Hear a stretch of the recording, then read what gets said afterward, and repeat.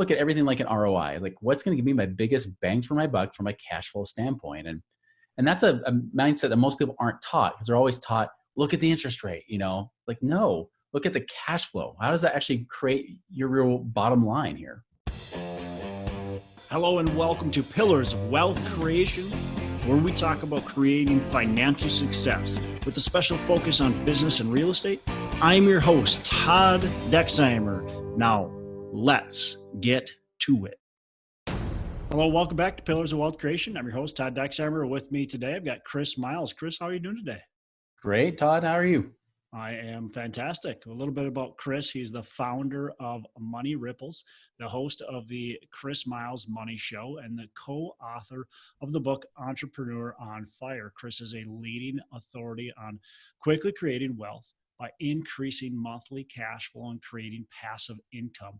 He has shown hundreds of thousands internationally how to free up or generate tens of thousands of dollars each year. Chris has a reputation for getting his clients fast, proven results. And many have had the option to retire in less than 5 to 10 years. And Chris himself was to be able to retire twice by the age 39. So Chris, I could keep going on. There's a lot there to unpack already. And I would like you to do that. I want you to talk about, how are you teaching people how to increase their monthly cash flow, create that passive income, and be able to retire in a pretty short amount of time? Because that's, I think, what a lot of people listening would love to get at. Well, yeah. Now some people have been stuck at home. They're kind of like, oh, I feel like I'm retired already, right? But not in a good way.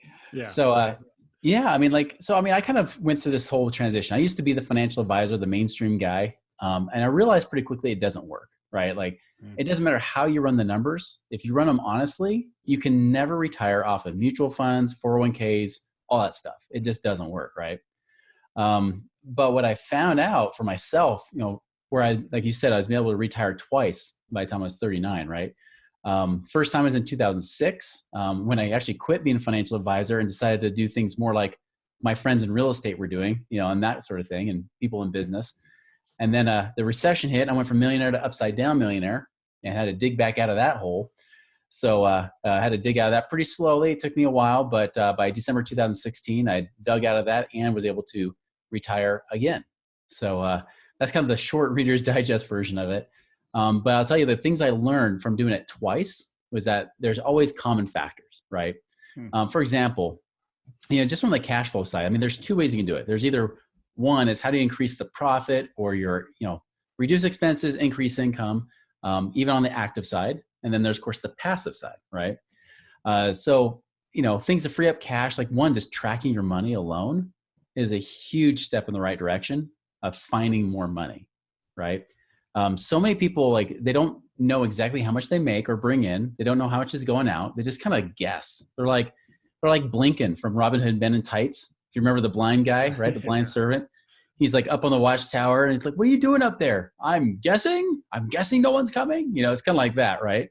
It's everybody's kind of just guessing a little bit. And now more than ever, it's so important to know exactly what's coming in, what's going out, and really just ensure that you're not just living on rice and beans like Dave Ramsey says, right? You just act like you're broke. Don't do that, but just be a responsible steward. Like really understand what's the most effective expenses I'm using here, whether it's business or personal. How can I increase my income? Because that's really limitless, right? But looking at both sides of those equations. Other ways, taxes is always a big one. Often I find ways people free up money with taxes. Especially right now, people don't realize you can avoid a 10% penalty as long as you had something virus related, happen to your situation, whether it be with work or with money. You can actually pull money out of your 401ks and IRAs without the 10% penalty, even if you're not 59 and a half, plus we're in the lowest tax bracket we've been in decades. So this might be your best time to get access to cash, Other things like debt. I always tell people don't fear debt, but do respect it, right? Great advice. Yeah. Because you get people that, they say they're investors, but they're really gamblers. Those people shouldn't have more debt, right? They're just going to blow it and screw it up. They're like the ones that I've seen. They're almost like the people that showed up in the last 3 or 4 years as real estate investors, and of course they just jumped and went. They kind of went big so they could go home, right? It's like, hey, I'm going to buy a massive apartment complex, but they've never once done it before. They've never been through a full recession cycle, like we have over the last couple of decades. And so those are the ones that are going to get their butts handed to them, these next several months. Right. So those people, again, debt's not good, but for the right person, debt's awesome. Like, for example, last month when I knew that what's going on with everything in the economy and with banks, I'm like, I've seen this before. I know banks are going to cut back their lines of credit, especially on home equity stuff. So I'm like, I'm cashing it all out. I took it all out of there, which people with the Dave Ramsey mentality would say, Chris, that's risky. You shouldn't do that. Like, how are you going to make the payments? All that interest. I'm like, listen, you pull out $100,000, it costs you $350 a month right now. Like, how long could I pay $350 a month with $100,000 of cash? Like, I can go forever, right? For one. Two, I can leverage and make a lot more cash flow with $100,000 than $350 a month, and especially in my real estate. Yep. So that's exactly what I'm doing. I'm under contract right now, buying 3 properties to go throw that money into to make more than double the cash flow, that kind of thing. I mean, some people might say that's risky, but it depends. Like, if you're a gambler, you bet it's totally risky. But if you're actually I like to say this, like, when people are operators, when they do real estate is, if they do the same thing as boring over and over, that's good. Like, boring is sexy. Like, if you've done the same real estate deal over and over and over, like, you can do it with your eyes closed. That is seriously the best thing you could possibly do with your money, So that's kind of my feelings on that. So again, debt, you could use it in different ways. There are some people that have pay off debt. If there's high payment versus a balance ratio, I call it a cash flow index, where I divide the balance of the loan I divide the minimum monthly payment into the balance of the loan, and I'll get a number. The lower the number, the more I want to pay it off. So like yesterday, I had a guy that he had 2 different $2,800 loans, right? He had a credit card that's $2,800. He's paying $74 a month on. And then he had what was it? It was like an installment loan or something, right? And that one was $282 a month.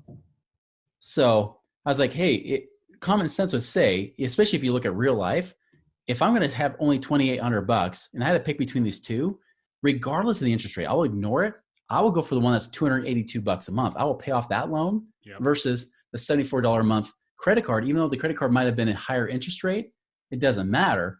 I'm going to free up $282 a month. That's a lot more freedom and flexibility than, because you think about it, if something happens where expenses go up or income comes down, which has not happened at all to anybody in the last month, right, or 2, if that happens, I would much rather be paying $74 a month than $282 a month, right?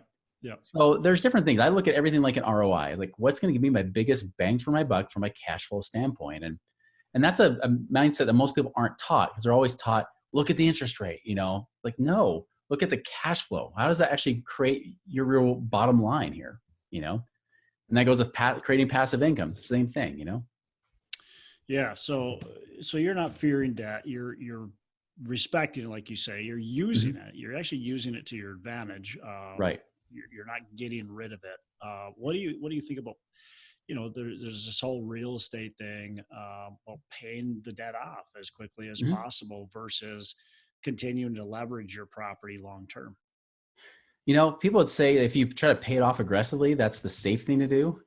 I think it's the riskiest thing you can do, because that's what I learned from the last recession. Because I used to do that, right? Like, that was my strategy before the last recession hit. I was putting all the extra money towards principal. Well, when crap hits the fan, and then banks won't let you get money out. And that's the thing I always thought is, worst case, I can always get a line of credit against a property, right? Mm-hmm. But when I couldn't do that anymore, and then I'm trying to sell it, and then everybody else is trying to sell. And so basically you're like, now you went from a place of equity to a place of being upside down because you're trying to sell it in the wrong market. That's extremely risky, because until it's fully paid off, you're at risk. Still paying that same mortgage amount every single month. Exactly. And then the bigger the mortgage payment, the more risk you're taking. So those people are trying to do like 10, 15-year loans, risky. See, everybody's saying they're the safe ones. They're the conservative people. As I always hear, like, I'm more of conservative. Like, no, you're a risk taker. You're probably putting money in a 401k and gambling your money in the stock market too, aren't you? Like, I'm conservative. No, you're not. You are a gambler, and you're guaranteed that you're probably going to lose in the end, because you're taking too much risk. And you're planning on this perfect world always working out. I plan on expecting the best, but preparing for the worst, right? I want that cash and the equity in my own hands, even if it's in savings. I know that if I have that money in my hands, that's power.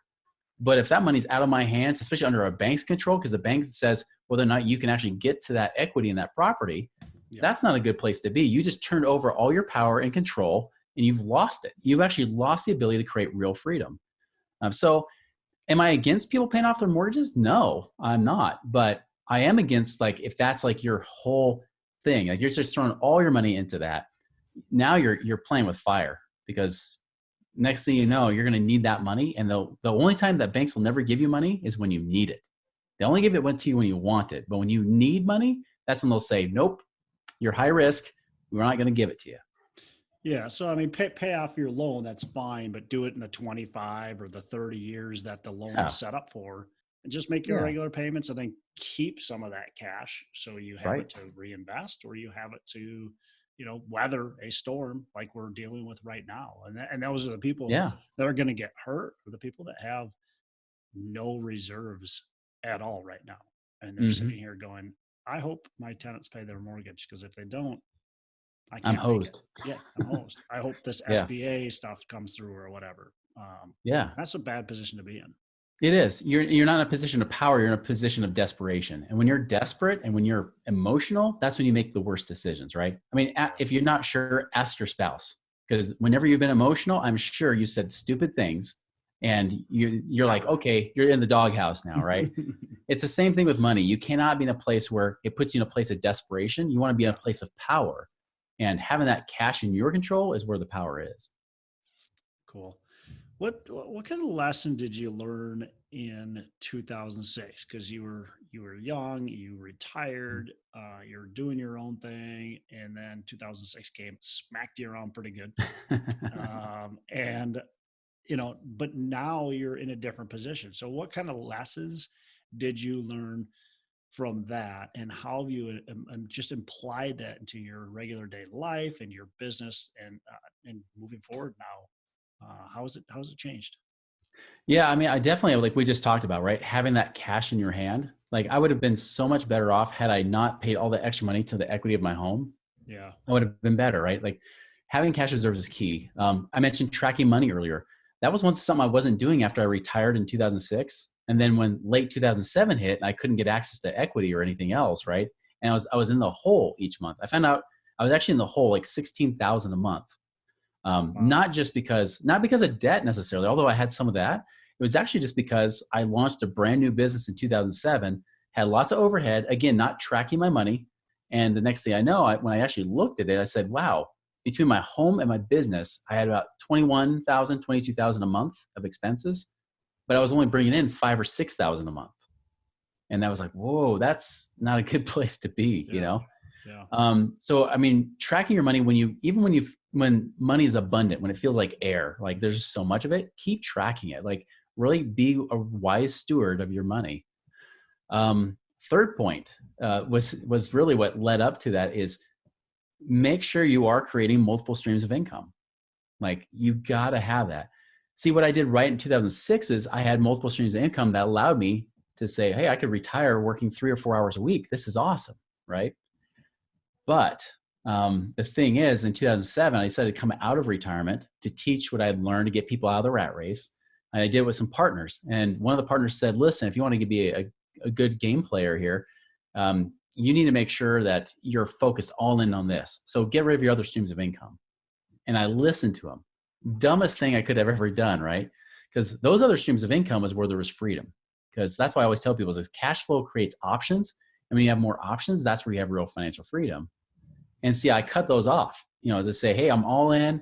I'm coming out of retirement. I'm working out of an office again, and we're going to be in this. We're going to make people financially free. And then within a year, especially because we were focusing on real estate investors who were more gamblers in the real estate market, not good real estate investors. Yep. It was like the perfect storm. I wasn't making money from them because they didn't have any money. Yep. My income streams were already cut off. And that's why I was only making $5,000 or $6,000 a month, but I had $21,000, $22,000 of expenses. Man. But had I been wise, had I actually said, no, I'm going to secure these multiple streams of income, whether it's residual through business or passive through investments, it would have been a much different story. Having extra cash, I would have weathered it just fine, which is what I've spent the last decade doing again as I rebuilt, right? It was like, okay, I'm going to make sure there are always multiple streams of income. I could truly retire, not have to, I'm only working part-time actively, I'm like working maybe 20, 25 hours a week doing what I do with my podcast and everything else. And, but that's the thing is like, even if a couple of my income streams got cut off, I've got 15, 16 total income streams. So even if I lost 3, I still got another dozen to help out. And that's such a different place of power and confidence than it was, 12 years ago, when all of a sudden I realized I'm out of money, I'm out of credit, like I've got nothing. I just have to get resourceful, right? I have to get really creative to figure out how I can even feed my family. It was that bad. It was literally at the point where my wife at that time was saying, you know what, maybe I should pack up the kids and move in with my sister so you can figure this crap out. And I'm like, no, like you guys leaving would be the worst depressing thing you could do for me right now. Like I need that support, and it was just such a hard time, and it didn't have to be, but I'm grateful for it because I had not gone through it. I would not be preaching what I'm preaching for the last decade, telling people to do, which is create passive and multiple streams of income. And, of course, protect yourself, have that liquidity, have everything that really right now creates confidence for me will create confidence for somebody else. Yep, absolutely. The reserves, that liquidity, so important. And then, multiple streams of income is great because, as you were doing this consulting, coaching, that shut off, and certain things shut off during a recession, and other things actually go the opposite during a recession. They go up. And if you have those multiple streams, especially different types of streams of income that are going to be, active during a recession, and others that are, maybe going to go away or be not doing too well. It's nice having that. It kind of brings up a bonus point. If I were to make one more, is that I learned is, when I talk about getting resourceful, right? I mean, I always tell people it's principles first, strategy second, in that order, right? Strategies are something that changes with time. Like, whether you pay off your mortgage or not, or any loans for that matter or not, whether you pay off debt is a strategy, not a principle. The principle behind that strategy would be, that's a true principle, is, creating more than you consume, right? Producing more than you consume, creating more income than what you're spending in that sense, right? That's the real principle behind it. When people talk about paying off debt as a principle, it's not. Well, one principle I learned from a business standpoint that was essential was, of course, I was teaching people how to get out of the rat race. And then in 2008, I'm like, I'm back in it. How can I keep teaching people this and be in integrity? And I'm the kind of person, like, I'll only teach what I practice. So if I don't practice it, I'm not going to teach it, right? And so I basically said, I can't do this anymore. I can't teach this way. Well, what can I teach? What are people asking for right now? And the true principle behind that is dollars follow value, right? Dollars follow the value you create for other people. If you want to weigh through any recession, depression, or boom times, that it's the same principle that applies and creates wealth no matter what kind of period you're in, is that the amount of way, how you can actually create value for people, how can you solve problems, serve people, answer questions, or provide some solution in a way that they want to exchange money for that solution or for that service, right? And so I pivoted in that moment. I said, okay, I'm not going to teach about getting people out of the rat race, because most people, their concern wasn't about the rat race anymore. Their concern was surviving and getting to the rat race again, right? they thought the rat race was better than what they were experiencing, where they were going in the hole. And a lot of them even said, Chris, I would love to hire you, but I don't have money. I can't find any money to pay you with. And I remember thinking in the back of my head, I wouldn't say this out loud, but I remember thinking, okay, I'm over $1 million in debt. I guarantee I'm in a worse position than you are. I bet you I could find the money. Because if I were in your position, I would be grateful right now. So I would tell them, I was like, listen, if I can help you find the money, would you then hire me? They said, well, yeah, of course. Like, great. And so I would find money for people. And that became my thing, was about this whole cash flow process. And that even led to my ebook on my site, moneyripples.com, right? Like, I had that whole ebook there from that period of time, which was, how did I personally get resourceful to find money? And then I just applied it to everybody else, right? And that boomed the business. It took it from almost bankruptcy all of a sudden to thriving, there towards the end of the recession, and I think that's key even right now, is that you got to always be listening to people saying, what is it they're asking for? Like, what are the problems they keep bringing up? And right now, there's definitely plenty of people whining about problems, right? Which means there's an opportunity to create wealth, an opportunity to create more solutions. And Yeah. even if you're a real estate investor, listen for that as well. Because if you start hearing people freak out about something in the real estate market, that's probably going to be your next opportunity to be able to create, either create solutions for them, or it might be the very thing you're going to be buying because they're going to be freaking out. You're going to be the one taking off their hands and helping them out. And then you get this great screaming deal that's going to get you this awesome returns, So that's kind of how I see it. Like, that's got to be the key thing, is always coming back to how can I provide solutions? Yeah, and you're so right. I mean, the real estate industry, I just wrote an article on it, and there's so many potential opportunities out there. You look at, you Hmm. say, "Oh, I'm glad I don't have that investment because it's getting hit really hard." Well, guess what? Yeah, That investment is now a new opportunity that's right. when the dust settles, or as the dust starts to settle. That's your new opportunity. And so look at some of those things. Look at where, and the other thing too is I was talking to somebody and they said, well, during the last recession, some of these paradigm shifts that happened, and there was no turnkey rentals, and millennials didn't want to buy single family houses. Well, there's going Mhm. to be paradigm shifts during this. Yeah, So there's opportunities, and we got to pay attention to what people are thinking, what people are wanting. And if we can do that, we can solve problems, as you said. And once we solve problems, that's where the value is. Follow the value, follow the dollars, follow the value that you can create. So create yeah. that value and fill those gaps. I think that's beautiful.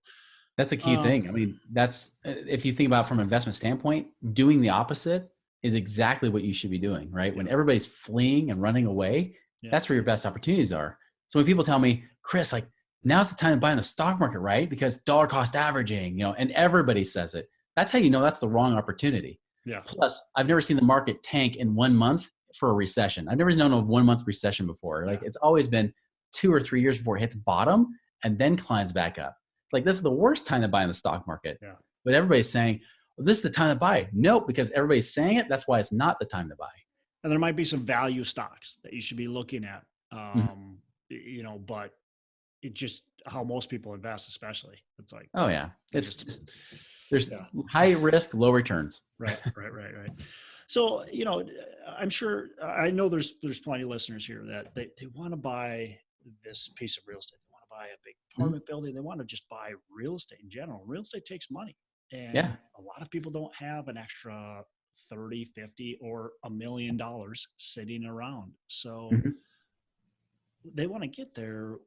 For someone just starting out, you're helping them create these tactics to, you know, get there. We've talked about a lot of things already, but what are some ways somebody can get that capital to be able to invest in their first real estate deal, or maybe they want to buy a business or whatever it is they, want to do? How do you help those people get there to where they can buy it? Because we don't have that, like I said, that 100K sitting around. Yeah. That's where I kind of go with the recent advice I've been giving in the last month has been get lean, get liquid, and get out. Mm, Right. Get lean. We already talked about, like, just really finding out, like, how can you tighten the belt? Like, how can you really find the essential expenses you need to be, paying for, right? It might just mean, like, hey, maybe I put a student loan in deferment if you got a student loan, or whatever it might be, like, just looking for creative ways to lower your overhead so that you don't have to have this big monthly nut to crack, right? yeah. Just create as much free cash that you can start saving right now. Get liquid. I talked about, like, the HELOC, right? Like, home equity line of credit. If you got equity in your home, and by the way, home equity lines of credit will probably be cut back within the next few weeks, right? So Yep. you'll be lucky if you don't just act right away. You probably won't be able to get to that money. So if you're like a lot of people who actually have a home right now, you probably have equity. Look at getting it. If you have an open line of credit, get it out. Like I did last month. I pulled that money out just so I could hold on to it. And even if that means I wait months, even though I'm not with that money, but I know some people, they're pulling the money out. They're like, I don't think I want to do anything quite yet.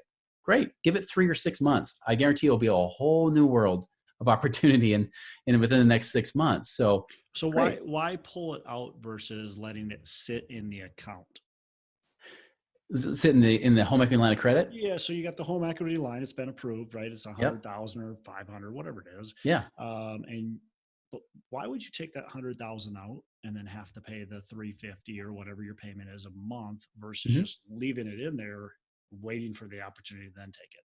Because that's why I said, like, this is where it's timely right now, Yeah, because I guarantee within the next few to several weeks, banks will cut all those lines of credit. So they'll say you have the line of credit, you just can't take the money. Yeah, like give you an example. I mean, I had this happen to lots of my clients in the last recession, right? So one client in particular, she was counting on that money. So she had a $41,000 balance. She had an $84,000 line of credit, right? Mm-hmm. And she was just going to leave that available. She was actually going to launch new business. So she's just like, yeah, I'm going to leave it there. And then all of a sudden, no warning, which is what always happens, right? No warning. The bank said, sorry, we're now cut your limit from 84 down to 42. Wow. And so now she only had a $1,000, buffer there. They basically cut it down to her balance, right? Yeah. On top of that, it also hurt her credit because now it made it look like she was maxing out her line of credit, right?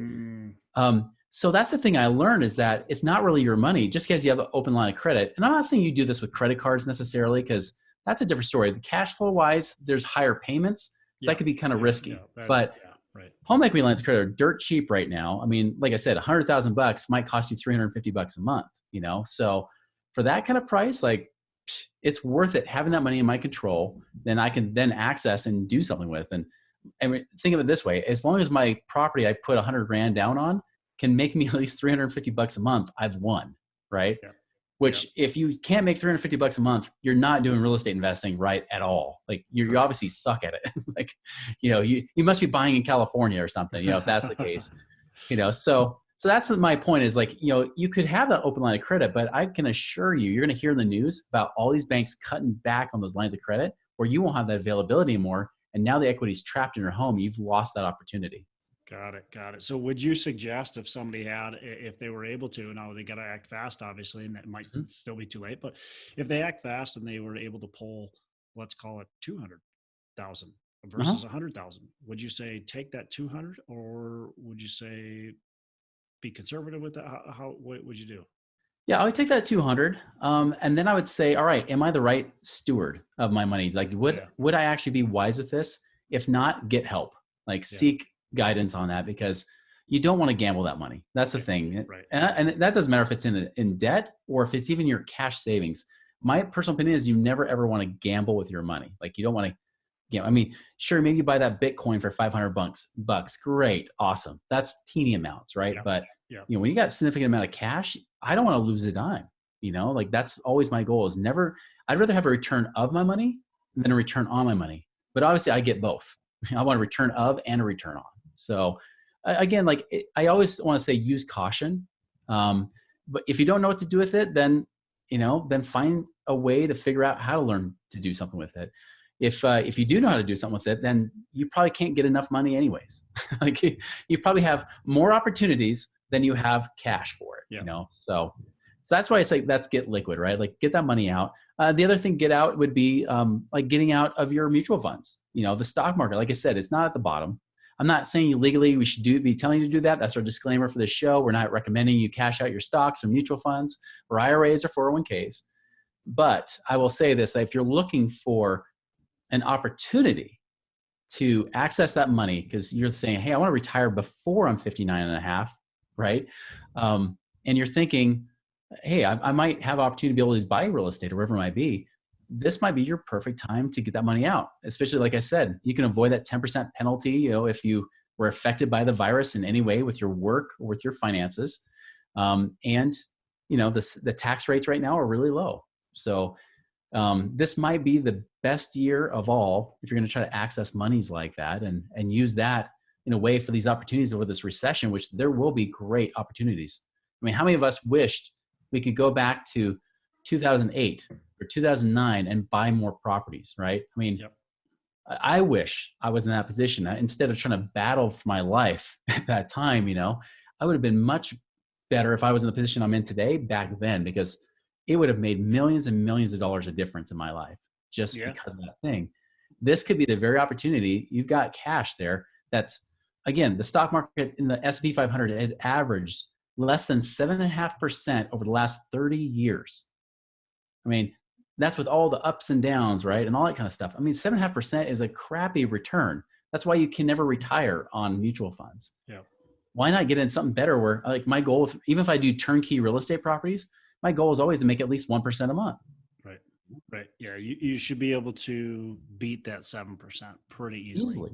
Yeah. If not, then you need to find somebody who will tell you or teach you how to do it, because it's not hard to do. It's not hard to do. Yeah. Yeah. And I can tell you by experience. I mean, I started in 2008 and Yeah. I started with very little education and very little money. And boy, do I wish I would have had the education that I have now and Yes. the availability of capital that I have now, because it would be a lot different, right? Mhm. But then I look at now and I go, okay, we might be in a similar position. We don't know. There's a lot to still to play out, but Yeah. we know that there's going to be opportunity, no matter what. There's going to be opportunity that'll come out of this. So what is it, Definitely. and what are you going to be able to take advantage of? And so That's right. doing these things that you're teaching us today is super important to be able to get lean, get that liquidity, and then get some of your money out to be able to access. Yeah. And be able to take advantage of some of those opportunities.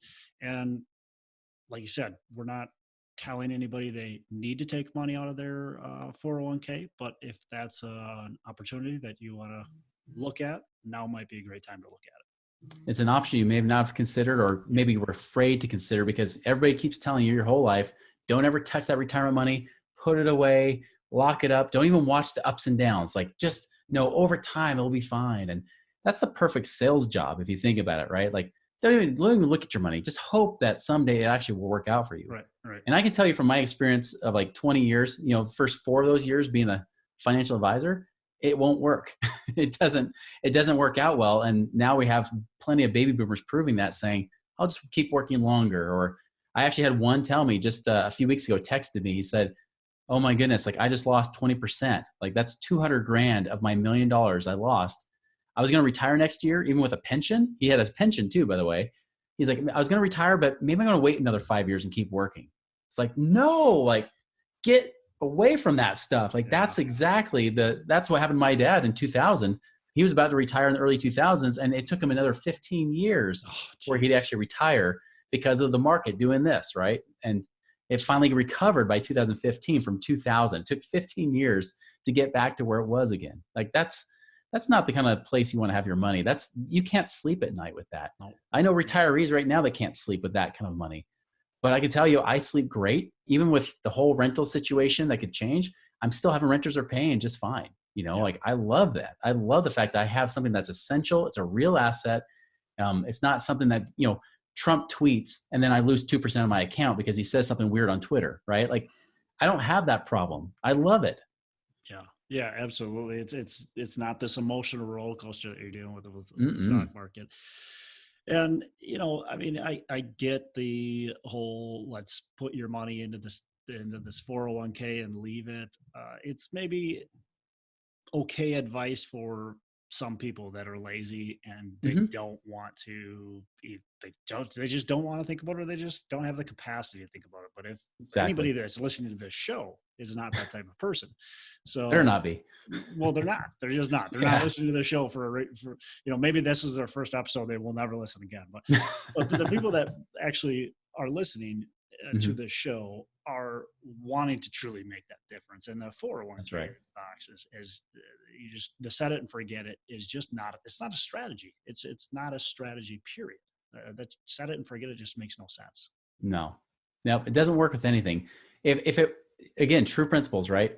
If true principles always work no matter what, they also work across different aspects of life, right?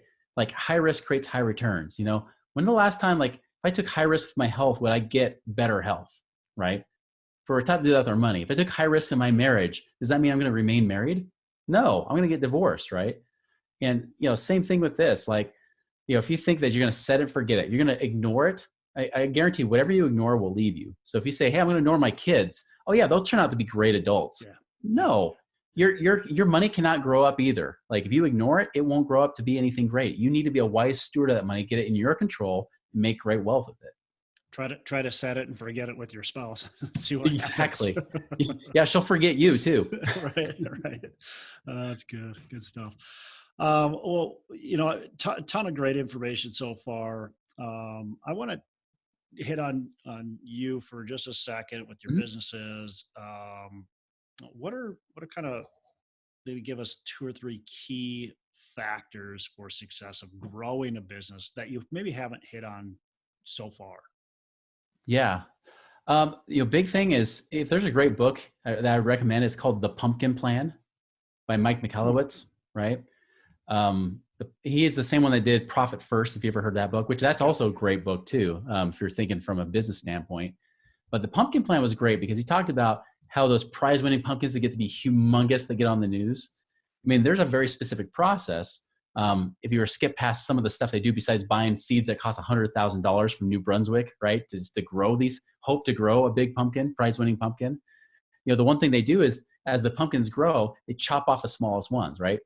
And then eventually you're left with just one big pumpkin that one vine is feeding into versus all these other pumpkins.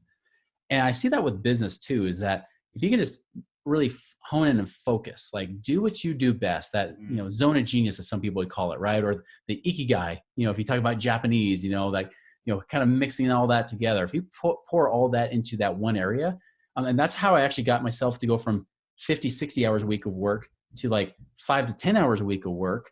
And I was making like triple the revenue, but I was making like almost dectuple, like almost 10x the profits, because I just went to like, what's really the most efficient, effective thing I can be doing?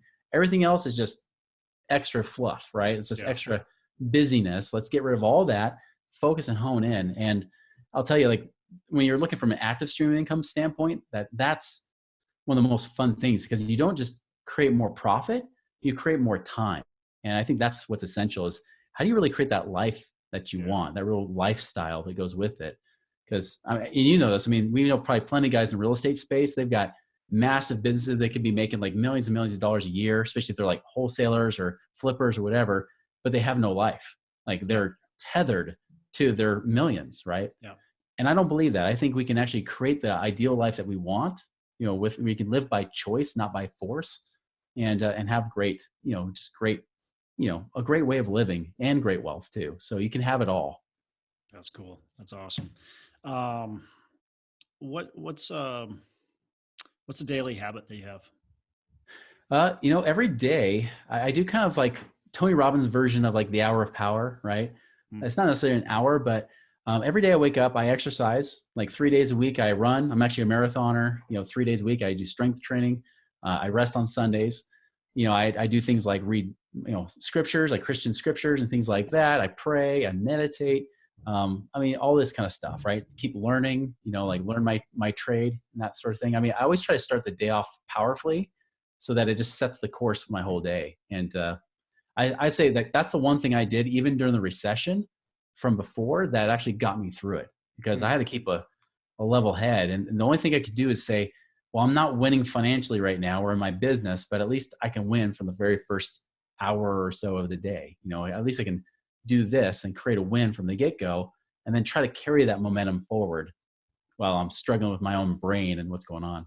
Yeah, the power of that habit. And those of you who are maybe find yourself in that right now, right, due to what's going on, getting those habits, if you didn't have them formed prior to this, get those formed, get that morning routine, that daily routine set up, because that's so powerful. Like you said, it sets you up for the rest of the day to be able to pull through, even though your brain is everywhere else. At least it allows you to kind of set yourself up the right way for the start of the day.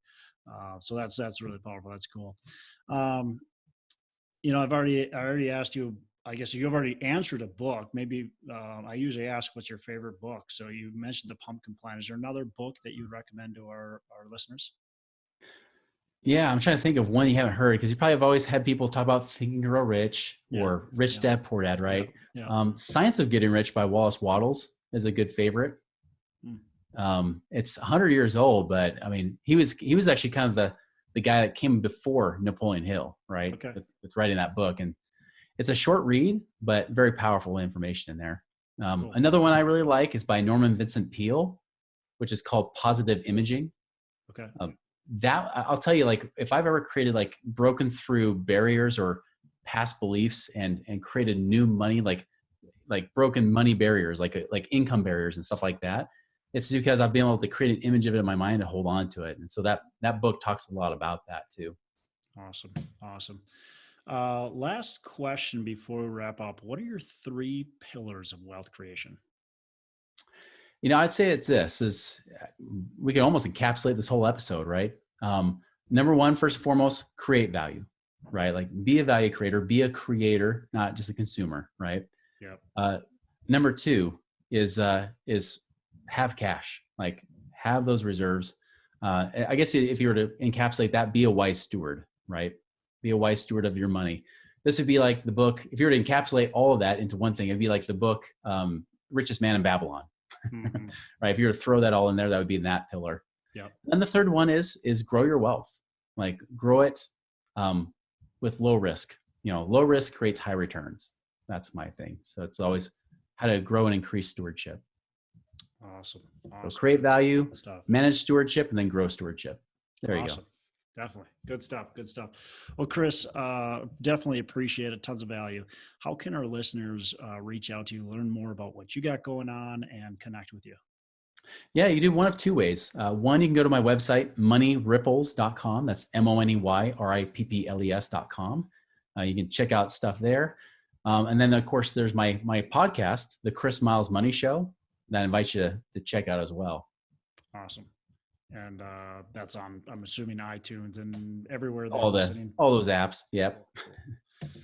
Awesome. Well, Chris, again, appreciate it. You have a fantastic rest of the day. You too. Thanks, Todd. A special thanks to Chris Miles for joining us on the show. I appreciate tons of value that he was able to provide us, and a couple things I really took out of this.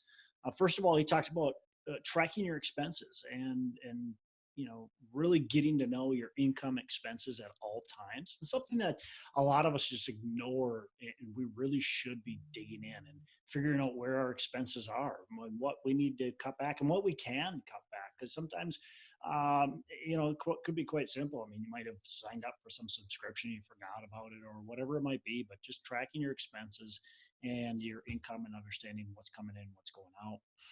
He talked about don't fear debt, but respect it. And I thought that was really interesting. I thought some of the things that he was talking about were things I haven't thought about, especially, paying down that debt. A lot of us will make extra payments and think that's a good thing.